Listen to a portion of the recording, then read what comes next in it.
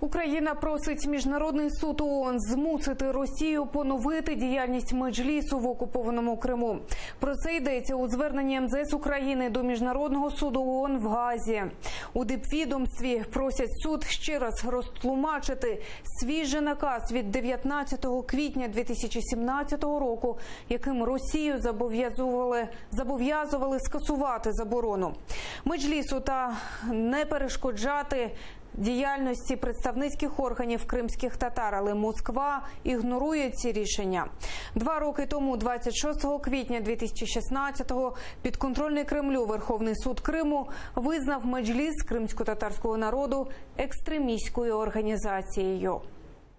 Вже зрозуміло, що Росія не збирається скасовувати дію дискримінаційної заборони діяльності Меджлісу, як прямо передбачено наказом Міжнародного суду ООН. У зв'язку з цим Україна звертається до Міжнародного суду ООН виконати свої судові повноваження та підтвердити, що Росія зобов'язана скасувати заборону діяльності Меджлісу відповідно до наказу Міжнародного суду ООН від 19 квітня 2017 року.